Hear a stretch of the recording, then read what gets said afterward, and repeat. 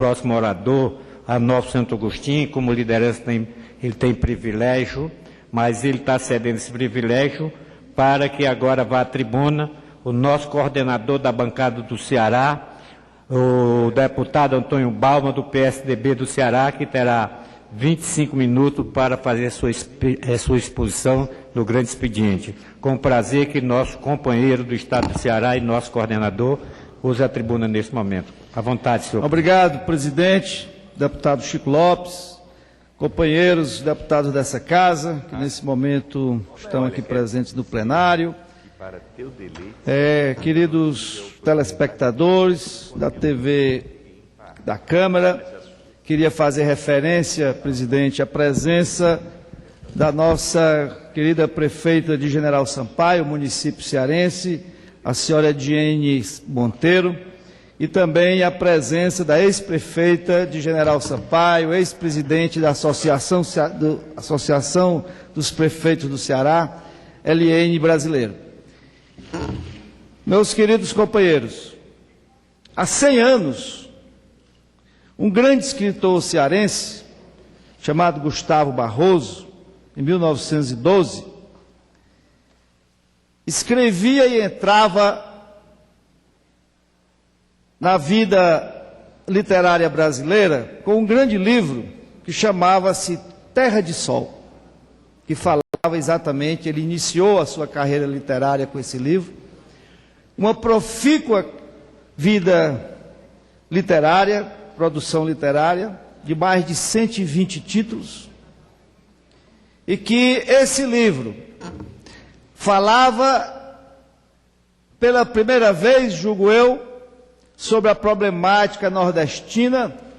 não só pela questão, focado na questão da seca, mas também na grande transformação que o Nordeste vive quando começam as chuvas, quando o tempo é bom, quando o Nordeste não está vitimado por esse fator climatológico que periodicamente assola aquela região do semiárido brasileiro, como foi o caso do ano passado e desse ano também. Nós estamos falando de 100 anos atrás. Um pouco depois, nós tivemos também a nossa grande escritora Raquel de Queiroz, que se iniciou na vida literária com o romance O 15, portanto, um romance que marcou a vida dela como escritora e que a credenciou em anos posteriores a ser a primeira mulher a participar e a compor a Academia Brasileira de Letras. Nós estamos falando de 100 anos atrás, quando a seca, ela não dizimava somente o gado, ela dizimava, matava também as pessoas, as crianças, as famílias, e leva de imigrantes percorria o sertão do Nordeste brasileiro, demandando as suas capitais, ou mesmo demandando a cidade de São Paulo, o sul do país, na esperança de lá poder encontrar condições de sustentar dignamente a sua vida e a vida da sua família. Ora, se nós estamos falando desse tema, que foi tão belamente expresso nas poesias do Patativa do Assaré, quando num dos seus poemas ele vê o sofrimento do sertanejo, vendo morrer a sua vaca estrela, e assim nós tivemos a oportunidade 100 anos depois, com o mesmo sofrimento, com a mesma profundidade e a mesma emoção, agora, muito pouco tempo atrás, a gente vê pela TV Globo o mesmo sertanejo, o mesmo homem que há 100 anos atrás habitava aqueles rincões do Brasil, dos sertões do Brasil, como se durante esses 100 anos não tivesse acontecido absolutamente nada que transformasse essa região numa região rica, próspera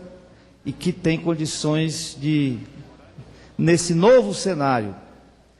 participar da economia brasileira de uma maneira forte e que seus índices sociais, que eram enxovalhantes aqueles 100 anos atrás e continuam ainda enxovalhantes, ainda hoje, e quando nós temos nesse país um dos mais graves problemas dele é exatamente as disparidades regionais que ainda nos desafiam para prover a solução. É bem verdade que muitos avanços foram obtidos, porque, para dar o nosso próprio exemplo, quando nós tivemos a oportunidade, nossa família, meus pais, de vir para Fortaleza, há não tantos anos atrás, como foi em 1912, quando Gustavo Barroso escreveu Terra de Sol, ou quando a grande Raquel de Queiroz escreveu 15, nós viemos morar numa avenida em Fortaleza, onde numa rua transversal, a poucos metros da nossa casa, existia, como existe hoje, com outro nome, existia uma rua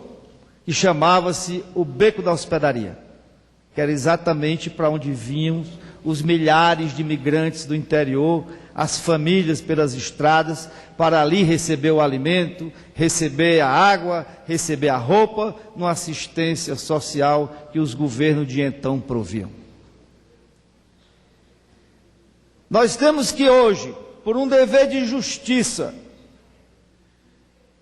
mostrar para o Brasil inteiro que grandes avanços foram obtidos. O DENOX proveu ao longo desses anos, desses 100 anos de sua vida, e eu fui testemunha da ação desse órgão, lá no Oroço, onde meu avô foi o primeiro prefeito daquele município recém-emancipado, e nós acompanhamos como menino toda a construção daquela grande represa que tem uma significação muito importante para a superação dos graves problemas de recursos hídricos que nós tínhamos no Ceará, como exemplo de outros estados do Nordeste também. Pois bem, hoje já não morrem mais as pessoas diretamente, mas ainda é muito difícil aceitar que nós não tenhamos ainda hoje a condição de ver o nosso gado dizimado, nosso rebanho dizimado, 100 anos depois do grande livro do Gustavo Barroso, porque, apesar de grandes investimentos terem sido feitos na área dos recursos hídricos,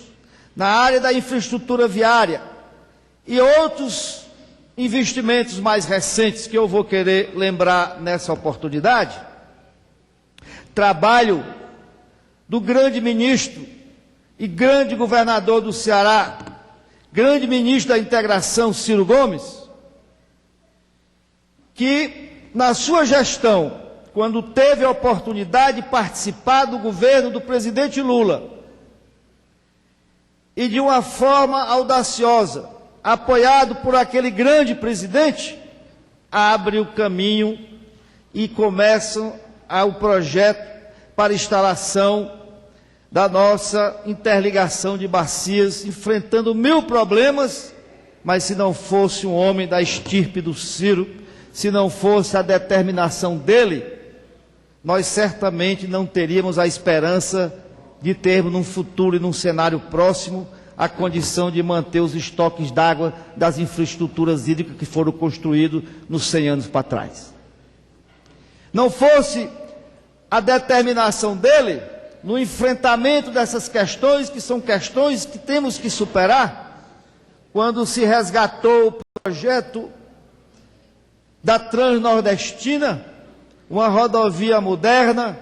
com bitola larga, com trens de alta capacidade de carga, também iniciada no governo do presidente Lula, quando o Ciro era seu ministro, num trabalho eficiente, e leal, nós hoje sequer teríamos esperança de termos avanços e termos um impacto muito menor do que nós tínhamos nas épocas passadas. Mas há uma outra questão dentro dessa mesma raciocínio, de que o presidente Lula e a presidenta Dilma faz um grande investimento na estrutura portuária do Nordeste brasileiro, com portos de grande calado, que muito brevemente,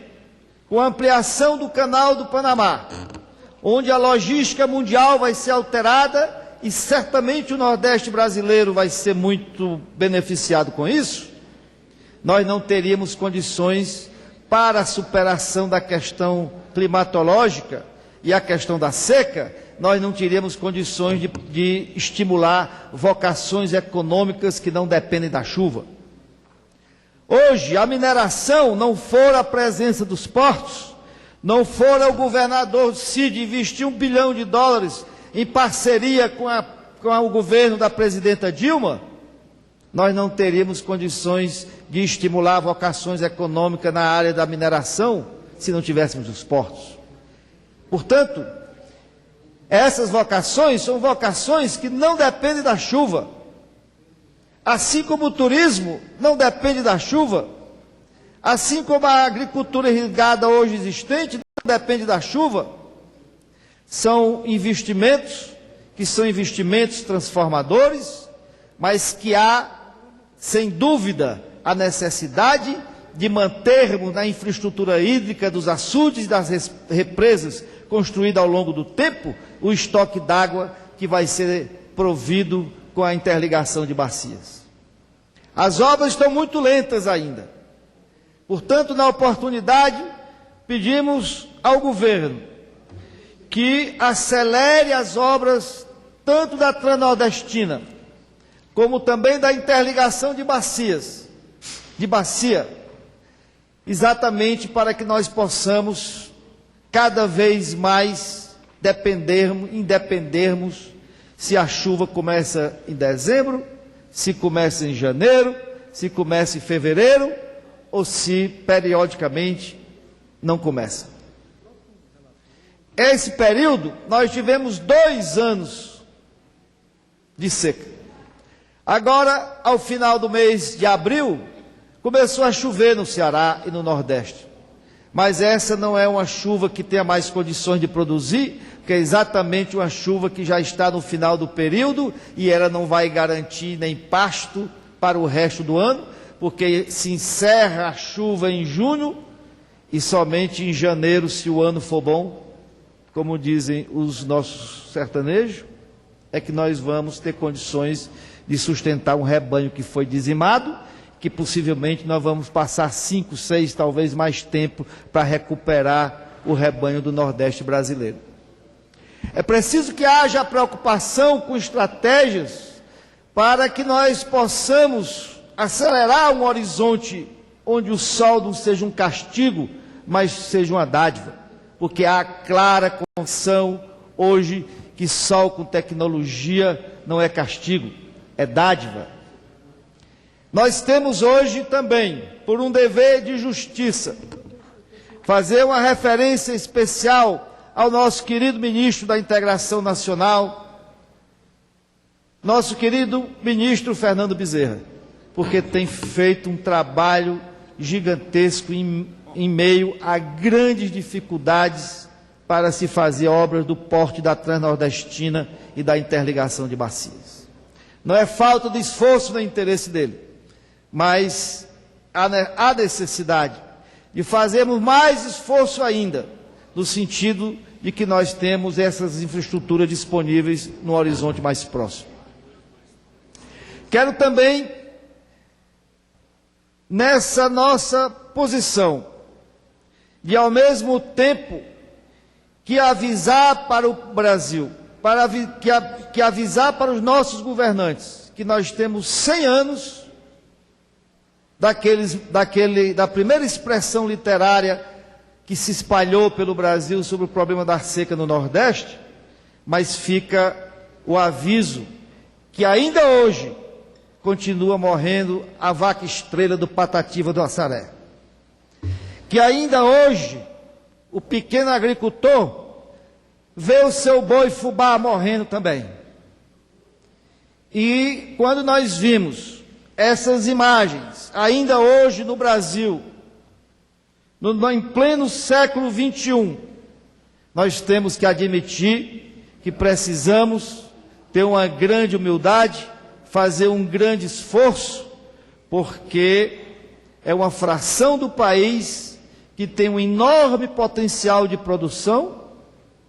e, ao mesmo tempo, é a fração do país que apresenta as mazelas mais graves a carecer de superação. Ao longo da nossa história,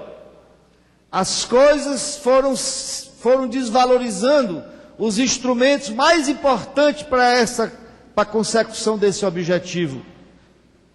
E aí nós vemos na década de 50 a Sudene, que foi extinta ainda no governo do Fernando Henrique, e que, embora já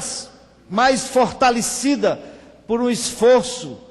da presidenta Dilma, especialmente,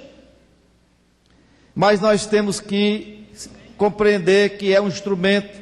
que foi criado exatamente para dar ao Nordeste brasileiro a condição de celeridade para se igualar, pelo menos, às regiões mais desenvolvidas do Brasil, já que nós não temos ainda a ambição de ter padrão de sociais e índices sociais europeu. Assim como nós temos agora mais recentemente, e eu me expressei visceralmente contra a questão da alternativa gerada para o Denox, porque quem viu o Denox atuando no Nordeste, e ainda hoje o esqueleto principal da infraestrutura hídrica do Nordeste brasileiro, foi feito pelo Denox ao longo dos seus 100 anos, e agora vemos uma dispersão do objetivo dessa entidade, como uma grande especialização na área do semiárido brasileiro, com uma vivência ao longo de todos esses 100 anos da sua história, sabendo quais são as suas soluções, e em vez da gente ver o papel do Denox sendo enriquecido, gerando alternativa, investir na área de pesquisa e desenvolvimento, gerando alternativas na área de variedades para a região de sequeiro do Nordeste brasileiro, ou para as áreas irrigadas, ou para tantos outros vetores tecnológicos que o semiárido permite, nós vemos o Denox também enxovalhado, desvalorizado ao longo de todo esse tempo. Não há mais o que contestar o potencial do Nordeste brasileiro, tanto em termos da sua macrolocalização, como também em termos dos seus potenciais internos. Hoje, as 3 maiores áreas exportadoras de fruta do Brasil é a Bahia, é Pernambuco, é o Ceará e o Rio Grande do Norte, os 4 maiores. Evidenciando o que nós afirmamos anteriormente e que é a nossa convicção. Sol com tecnologia, desde que você tenha água acumulada, você sabe que é estimulador de uma revolução econômica sem par em áreas de semiárido. Assim, meus caros colegas, meu caro presidente, no intuito de fazer essa admoestação, de conscientizar cada vez mais, nós não estamos fazendo aqui o choro, porque toda seca se reúnem os deputados, se reúnem as instituições, é audiência pública para lá e audiência pública para cá, mas a solução definitiva, por exemplo, da questão do alimento, da agropecuária, tem que ser resolvido com investimento nos portos que já estão disponíveis hoje. Tem que haver uma rede de silos distribuído pelo Nordeste inteiro para armazenar grão, que vão funcionar tanto nos tempos bons como nos tempos ruins, para alimentar a avicultura, a suinocultura, a indústria, com o milho necessário para que não haja, com o impacto da seca, qualquer necessidade de você ou vender seu gado, ou transferir para outras regiões, ou aguardar sofridamente que ele venha a ser dizimado e morra, como nós vimos agora em imagens tão sofridas numa matéria da TV Globo, e agora mais recentemente nessa casa, na audiência que teve aqui na questão da seca, num vídeo que foi passado pela Secretaria de Agricultura, se não me falha a memória, do Rio Grande do Norte. Essa questão é uma questão que precisa ser superada. E nós não estamos falando de choro, nós não estamos falando de benesses, nós estamos falando de investimentos que precisam ser contemplados, porque muitos já foram feitos, muitos avanços já foram dados. Agora precisamos finalmente complementar esses investimentos para evitar o impacto na pecuária nordestina, nas suas bacias leiteiras, porque é exatamente essas vocações econômicas que geram muito emprego e promovem muita riqueza no sertão do Nordeste. Outros aspectos são extremamente importantes. Vocações econômicas precisam ser cada vez mais estimuladas e, mais uma vez, eu faço referência ao grande presidente Lula, à grande presidenta Dilma, porque nós temos hoje no Nordeste brasileiro eventos que vão cada vez reafirmar mais aquela região do Brasil como um dos grandes destinos turísticos nacional e também grande destino turístico internacional, atraindo fluxo de várias regiões de vários países do mundo. Essa é uma vocação econômica que, como eu falei anteriormente, que independe da chuva. E, sem exorbitar muito do raciocínio, até se chover atrapalha, assim como a irrigação, a cultura irrigada, a agricultura de alta tecnologia, de alto valor agregado, com essa infraestrutura hoje disponível, tanto viária como portuária, que permite tecnologia no trato agrícola, assim como alta qualidade no pós-colheita, que permite apresentar para o mercado mundial frutas e produtos de alto valor e de alta qualidade. É preciso também que essas vocações econômicas sejam libertadas da burocracia que hoje permeia qualquer atividade produtiva do Brasil. E aí, na oportunidade, quero apresentar a ideia, um projeto de indicação nosso, para favorecer a vocação econômica da fruticultura nordestina e brasileira, que é a Agência Nacional de Agroquímicos, porque hoje qualquer registro de qualquer agroquímico do Brasil, penalizando as áreas irrigadas que produzem produto de alto padrão, em infraestrutura irrigada, elas não permitem velocidade na obtenção dos registros desse agroquímico, que às vezes passa 3 anos, 4 anos, 5 anos, às vezes mais, porque precisa passar por 3 instituições, a Anvisa, o Ministério da Agricultura e o IBAMA. Não tem quem resista, nenhum país, a esse tipo de burocracia, porque vai do estímulo e do entusiasmo dos empreendedores. Isso vale para essa atividade econômica, como vale para todas as atividades econômicas e cadeias produtivas no Brasil, que hoje está emaranhada, todas elas estão emaranhadas num cipoal de uma burocracia interminável e burra. Meu caro presidente, obrigado pela atenção, e queria, na oportunidade, pedir o tempo de liderança do meu partido. Já está aqui. Já está computado. Esperando terminar ali 1 minuto para o senhor continuar para mais 4 fazer minutos. Um pronunciamento sobre o aniversário da Frente Polisário da República do Saara-Ui.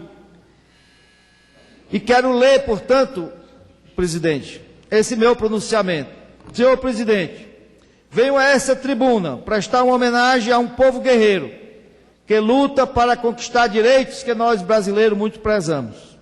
Eu me refiro ao povo da República Árabe do Saara-Ui Democrática, que que no último dia 10 celebrou o 40º aniversário de fundação de sua guerrilha, a Frente Polisário, e hoje, 20 de maio, lembra o 40º aniversário do seu primeiro combate armado contra o colonialismo espanhol, à época representada pelo regime ditatorial do general Francisco Franco. Proclamada independente em 27 de fevereiro de 1976, a República do Saara-Ui ainda luta por seu direito à autodeterminação. Trata-se do último caso africano de descolonização na agenda da Organização das Nações Unidas e permanece, infelizmente, ignorada pela maioria dos brasileiros. O país cuja capital é a cidade de El Alum está localizada no nordeste do continente africano, estende-se por uma área de 266 km² e limita-se com Marrocos, Argélia e Mauritânia. Embora localizada no deserto do Saara, a República do Saara-Ui possui terras férteis e águas territoriais ricas em pescado, além de reserva de fosfato, minério de ferro, terras raras, gás e petróleo. Colônia espanhola desde 1884, o Saara Ocidental é objeto de resoluções da ONU desde 1963, quando a organização, por meio da resolução 1514, reconheceu o direito do povo saara-ui à autodeterminação e à independência, além de exigir o exercício desse direito. Em que pese os apelos da ONU à Espanha para que esta descolonizasse o território, ao organizar um referendo de autodeterminação da população local, esta cedeu o território ao Marrocos e à Mauritânia, que em 1975 passaram a ocupar militarmente o território. Essa ocupação foi repudiada por opinião consultiva da Corte Internacional de Justiça e por resoluções da Assembleia Geral das Nações Unidas. Exemplo, resolução número 34/37, de 21 de 11 de 1979, e resolução número 35/19, de 11 de 11 de 1980. Obtida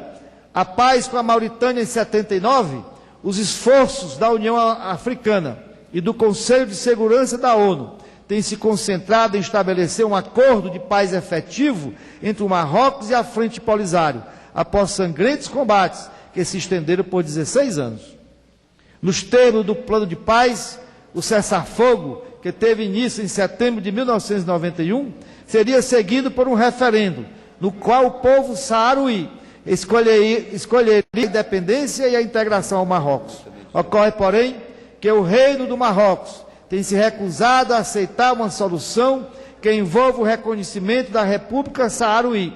Ao contrário, propõe conceder autonomia, entre aspas, ao território, dentro da soberania e da unidade territorial do Marrocos, portanto, sem dar a sua autonomia. Por esta reivindicação renitente, contrária à doutrina e à prática das Nações Unidas, o país foi excluído da União Africana, a qual reconhece a soberania do Saara Ocidental. Enquanto o impasse permanece, acumulam-se denúncias de violação de direitos humanos que estariam sendo praticadas no território por autoridades marroquinas. Cite-se o caso da militante pacifista Aminatou Haidar, bacharel em literatura, mãe de 2 filhos e hoje presidente do coletivo Saara-Ui de Direitos Humanos, CODESA. Em 3 de novembro de 2009, ao regressar a El Aaiún, após receber uma premiação em Nova York, Haidar foi detida pelas forças de ocupação e deportada à Espanha, onde permaneceu detida de forma arbitrária e ilegal por 34 dias, até ser libertada em atendimento à pressão internacional e sem pedir perdão ao rei, como lhe for exigido. Cabe mencionar, ademais, a campanha da Anistia Internacional para que o mandato da missão das Nações Unidas para o referendo do Saara Ocidental inclua, a exemplo de outras missões semelhantes da ONU, um mecanismo de observação dos direitos humanos. Registro, por fim, que a República Árabe Saara... Um minuto aí para ele terminar, por favor. Já é reconhecida por mais de 80 nações. A República Federativa do Brasil, no entanto, reconhece a Frente Polisário, porém até hoje não reconheceu oficialmente à República Saaraui, em que pese recomendações nesse sentido por parte das Comissões de Relações Exteriores da Câmara e do Senado. Para além de um indicativo de pouca deferência ao Legislativo brasileiro por parte do Poder Executivo, trata-se, na prática, de apoio tácito às forças que ocupam o território em desrespeito às resoluções da ONU. De um desafio à decisão política dos 55 países que integram a União Africana e de uma omissão em relação às violações dos direitos humanos decorrentes da prolongada ocupação, algo que, sem dúvida, não condiz com a louvável política em curso de aproximação com a África e tampouco com o histórico brasileiro de contribuição para o processo de descolonização daquele continente, processo no qual das passagens mais brilhantes da nossa história diplomática. Obrigado, senhor presidente. Quero elogiar o pronunciamento de Vossa Excelência como meu coordenador e com análise perfeita e com profundidade sobre a nossa região. Parabéns, companheiro Balme. Queria registrar a presença da prefeita de General Sampaio, Ediene Monteiro, e da ex-prefeita e presidente da APRESSE, a ex-prefeita Helene Brasileiro, que é um prazer essa casa, a presença das duas senhoras. E, imediatamente, com a aquiescência do Santo Agostinho, passamos para o terceiro